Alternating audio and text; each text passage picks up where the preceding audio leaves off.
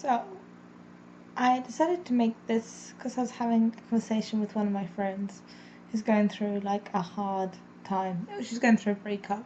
I'm sure loads of people can relate that they really sat during the hard times. But it's something that she kind of said that made me think, yeah, I wouldn't mind talking about this. Don't really care if anyone kind of watches this, but I felt I wanted to do it. And it's the fact that she said she might go to the doctors and go have antidepressants, which I've always not against, but for myself I've been against. But I actually suggested to her it might be a good idea because she's really not okay, and if anything helps, why not? Why shouldn't you try it? But it made me think about the subject of depression, and it's a subject that I don't try and show that I know a lot about but obviously I can relate to it, as probably a lot of you that even bother to go in this channel know me. I don't see why anyone would actually click on this channel if you didn't kind of semi-know me. But anyway, I wanted to talk about depression and what it's perceived at and what it's really like. I think it's been a word that's been totally overused because it is something that happens a lot. But when you actually talk about the mental illness of depression, the constant, not the, oh, I'm feeling really down, I can't be bothered to do anything today, not that kind of feeling. Everybody gets that, and you do get depressed about so a friend let you down and now you can't go out, and small little things like that. I'm more talking about something much deeper, something that's within you all the time. If you're a sufferer yourself of this, you will know exactly what I'm talking about, that people find it very difficult to differentiate the difference between, being actually depressed and, having a bad day, which everyone has. It's very fucking normal. You can have bad days. So, I guess many people have already done this at some point, but I wanted to try and explain what at least depression is for me, how it feels like for me, because I have tried and explain it to a lot of people, and people that have also described themselves as having depression, but they weren't the same kind of experience. It's very different. I guess it's a very individual thing, but for me, it's something that I feel a lot of people can't relate to. And even when other people that I know have suffered with the same thing, because their suffering is different to mine, even I find it hard to be sympathetic with them. Well, I am sympathetic with them, but empathetic is what I really mean. And I just wanted to at least describe to someone or to myself what it really felt like outside of my head. I talk to myself all the time, I know how it feels and sort of thing, but actually trying to explain it in a way that somebody else can put themselves in my shoes momentarily and imagine it. So I'll give you guys an example of today.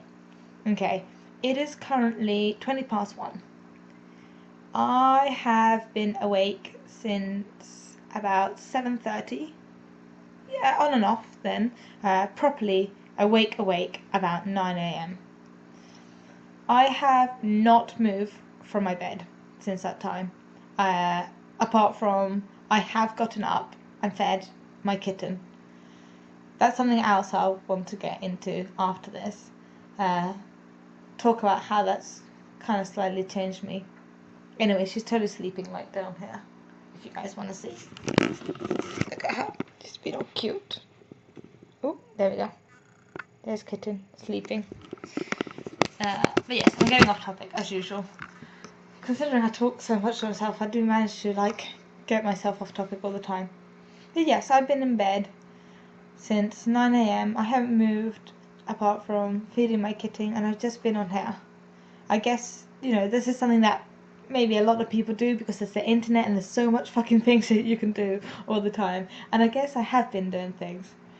But today was meant to be the day, once again, that I told myself yesterday. I have a to-do list. I want to at least get 3 things off that to-do list taken off, you know. There's general things that I need to do, like feed myself. I haven't had breakfast. I've been really hungry for about 4 hours, and I haven't bothered to get up and feed myself, even though yesterday I had 1 meal and the day before I also had 1 meal, all because I just can't find the motivation to go and cook for myself. You know, my body is telling me, and I am super hungry, but I don't get up and do that kind of thing. Instead, I've just been on here jumping from internet thing to internet thing, which is kind of like a really big distraction. It's like it gets me out of my head. Because if I'm not on the internet, what I would have been doing, which happens quite often, is lay in bed, just thinking, just constantly overthinking every little thing that you know, possibly could judge and criticize about yourself. Is what I do, at least. And just pick on things and just think, oh, why did I say that thing yesterday? Which is all very normal reactions. It's all things that happen to everybody. You know, we always criticize ourselves for one thing or another. But at least for me, depression, this is a constant, like, not a separate voice. It's my own head. It's not even somebody else talking to me. It's myself. But just being like, oh, look, well done. It's now, you know, 9 o'clock. And you already know you're not going to get up. In fact, I had something very important to do today. Some of you know that I teach English as a second language.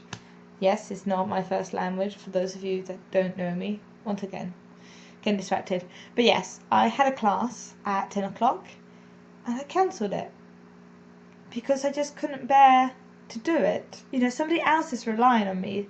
You know, yes, obviously they're not paying me for this class because I cancelled it and I moved it till tomorrow. And at the same time, I just thought, what the fuck? I'm probably going to cancel it again tomorrow. And believe it or not, you know, I've actually have cancelled on this person twice already. And I didn't, as much as I fucking hate myself for doing it, I was still able to think, no, I can't deal with this. I can't do this. Able's not the right word. But what I mean is, you know, I felt horrible about doing this, you know, letting somebody else down, and it makes me hate myself even more, but I still fucking do it. And it all relates back to, you know, to this depressive mode where I don't have any motivation to do fucking anything all the time. I can't stand being alone, yet I want to be alone all the time. And I just hate myself for everything. There's not really, I can have happy moments. I can have very happy moments. But they're like momentarily moments of spark. It's just like lighting a sparkler. It just goes up and it's amazing, and it's like getting out of your brain, even though you know right at the back of your head there's still someone still talking to you saying, yeah, this isn't gonna last. You're shit.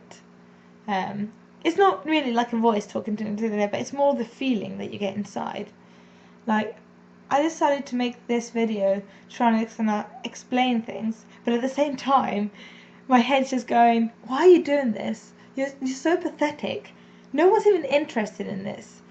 And constantly criticizing everything I'm doing. I'm thinking about my hand movements. I'm thinking about, you know, what people would think about this. And generally how shit I'm doing this, even though I wanted to do it. And I guess I'm even beating myself up for having found that little bit of motivation to going, well, not very far, just turning on my webcam. I didn't even bother to get out of bed, as you guys can see, and just talking about this. And I feel this is something, you know, a lot of people have to deal with, but it's something very difficult to explain unless you have experienced it. It's the same like love. You know, love is very different. It's very individual. It's dependent on the person. The way I fall in love with someone is not the way my housemate falls in love with someone, which, you know, I totally know because we had a conversation about this recently. But the same about depression. You know, a lot of people have said, oh yeah, I understand, I've been depressed too. And at that point in time, and I have actually shouted it before, but inside my head often, if I try to be polite, I'm like, no, you fucking don't. You don't. What you have experienced is different to what I have experienced. So don't think it's exactly the same. I understand you being trying to be authentic. And even worse, what I find even worse is when people try to find solutions for you. Now, I completely understand is 100% them trying to help you. They care about you and they're trying to help you. And they give you the suggestions that you should do more exercise, it creates endorphins, you should be more social, that you should get yourself organized, that you should see a doctor, you should get some help, which is, all very true. They're all things that do help. I'm not going to deny it. Going out on my rollerblades, for about half an hour will make me feel a little bit better. It will. But it's the motivation side of it. And having someone just tell you, just do this, just do that, however much they mean in it with all their heart to help you, does not help the situation. In fact, it's not a subject I generally like to talk about, because I find it really frustrating as a two-way conversation, because you're trying to explain something and the person's listening but they're not quite understanding. So I guess this is kind of why it's good to talk to nobody right now. I'm just get to drop on you what I'm really trying to say and how I feel without anyone interrupting me and saying, no, you should do this, no, you'll get better, no, this will happen. I can help you, I can motivate you, without me having that inner frustration thinking, shut up, shut up, shut up, you have no fucking clue. Which is also another side of depression. For me, at least. I'm trying to not generalize this is what depression is for anyone. But another side of depression is it's comfortable. It's so fucking comfortable because you are low. You don't get those hopes up. If you're that low, you're not going to drop any further. It means there's no room for disappointment. Because I know that if, for example, once again today I try and make a to-do list for tomorrow, that little bit of motivation and yeah, let's go, let's try this, and then I don't do it tomorrow, I will feel fucking worse. So actually there's a lot of strong feelings saying, don't bother, why even bother, why even try, just give up, that today is going to go by with you laying in bed, being hungry, trying to not talk to anyone because you don't really feel like even trying to make those connections that make you feel better inside. It's something that eats away at you through a long time, and it's something that I honestly don't believe, and it doesn't matter how many doctors and people, anyone tells me, it's never going to go. I can't say this scientifically 100%, but I'm very sure in its feeling that it's something it's not going to go. In fact, the way I describe myself is, I joke about it with people saying, yeah, I'm totally crazy, for certain other things that I won't go into in this video, maybe in a later one if I'm feeling really open. But I'm a self-aware crazy, so I'm aware of my depression, which it sounds a bit silly, everyone would be aware of their own depression, but what I mean is I'm aware of my symptoms, I'm aware of my usual reactions, I'm aware of how to keep myself from going from low to right down under. I know how to deal with myself. Yes, I am fucking lazy, and yes, I feel pathetic and I hate myself, but I don't show that to people. That's my number one thing. I have let a few people see what it's really like, and it felt even shittier because it was like hurting those people. It was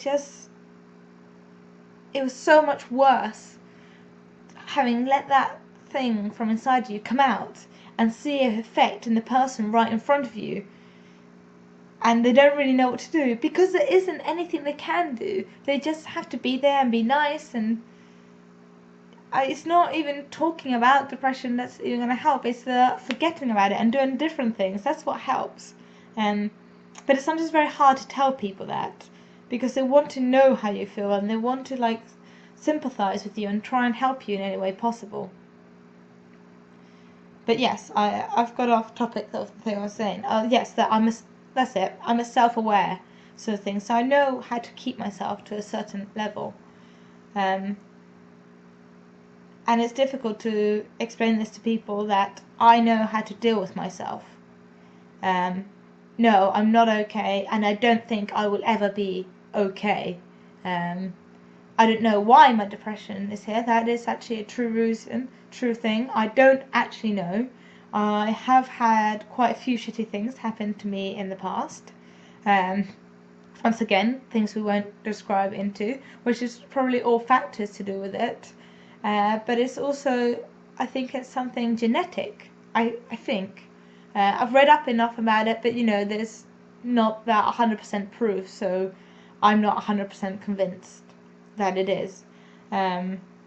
Obviously, the external factors do affect it. If it's like an absolutely shitty day and no one wants to do anything and I'm by myself all day, of course I'm going to feel even worse than I do normally, and so that totally affects it. And if I go out to a party and I dance and I'm with my friends and I'm completely forgetting what my brain wants to tell me, about being shit to having no motivation, that totally affects me as well. It doesn't mean that I'm not depressed, which I think is a lot of people mistake, that I can go out, I can have fun, I can get happy, but my default mode is this, and it always goes back to fucking this. And for me, the thing I keep saying that I think it's something that will fucking last forever is, when Robbie Williams died. Now, I'm sure that hit hard on a lot of people that had depression. At least it did with me. So fucking hard. I cried. I cried over someone I didn't know. I cried over someone who I just seen kind of acting. I hadn't even seen interviews so much with these people, like maybe one or two, and I seen his comedy show, but there's something within me.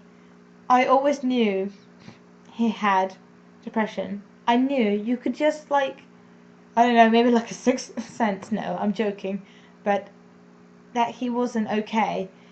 And the fact that he committed suicide at his age, at his success, with his loving family, and everything, you would think the guy had an amazing life, and he probably did, and he probably fucking appreciated it, but still inside, he had that voice in the back of the head where he didn't like himself, where no matter how many times anyone told him how great he was, how talented he was, he still didn't feel okay.